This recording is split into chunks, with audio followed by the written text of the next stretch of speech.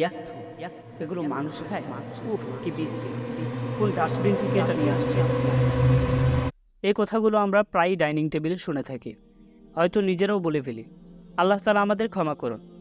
আবু হুরায়রা রাদিয়াল্লাহু তাআলা আনহু থেকে আমরা একটা হাদিস পাই, যা আমাদের এই বদভ্যাস ত্যাগ করতে বলে। তিনি বলেন, আমি রাসূল সাল্লাল্লাহু আলাইহি ওয়াসাল্লামকে কখনো খাবারের দোষ ধরতে দেখিনি। তিনি ইচ্ছা হলে কোনো খাবার খেতেন আর মন না চাইলে চুপ থাকতেন। একদিন রাসূল সাল্লাল্লাহু আলাইহি ওয়াসাল্লাম এবং খালিদ রাদিয়াল্লাহু তাআলা আনহু উম্মুল মুমিনিন মাইমুনা রাদিয়াল্লাহু তাআলা আনহুর ঘরে প্রবেশ করলেন। তাদের ভুনাদবের মাংস খেতে দেওয়া হলো। রাসূল সাল্লাল্লাহু আলাইহি ওয়াসাল্লাম সেখান থেকে খাওয়ার জন্য হাত বাড়ালে কিছু মহিলা বলল, রাসূল সাল্লাল্লাহু আলাইহি ওয়াসাল্লামকে কী খাওয়াচ্ছ তা আগে তাকে জানাও। তারা বলল, হে আল্লাহর রাসূল, এটা হচ্ছে দব।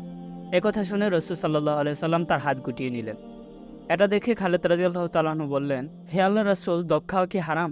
রাসূল সাল্লাল্লাহু আলাইহি ওয়াসাল্লাম খুব ভদ্রভাবে খাবারের কোনো সমালোচনা না করে জবাব দিলেন, না, কিন্তু এটি আমার এলাকায় নেই, তাই আমি এটি খাওয়া পছন্দ করি না। রাসূল সাল্লাল্লাহু আলাইহি ওয়াসাল্লামের কাছে সবুজ সংকেত পেয়ে খালিদ রাদিয়াল্লাহু তাআলা আনহু খাওয়া শুরু করলেন। তিনি বলেন, আমি সেটি টেনে নিয়ে খেতে থাকলাম আর রাসূল সাল্লাল্লাহু আলাইহি ওয়াসাল্লাম আমার দিকে তাকিয়ে থাকলেন।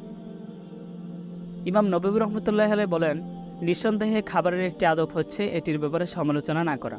এটা না বলা, বেশি লবণ হয়ে গেছে, টক হয়ে গেছে, লবণ তো হয়নি, পাতলা হয়ে গেছে, ঘন হয়ে গেছে, ভালো মতো রান্নাই হয়নি। আমাদের কাছে কিছু কিছু খাবার ভালো নাই লাগতে পারে, তার মানে এই না সবার কাছেও সেটা খারাপ লাগবে। অনেকেই হয়তো খাবারটি খায়, খেতে পছন্দ করে। সকল হালাল খাবারই আল্লাহ তাআলার নেয়ামত। আমাদের এই নেয়ামতের জন্য শুকরিয়া আদায় করা উচিত। অমার্জিত কথা বলার তো প্রশ্নই ওঠে না।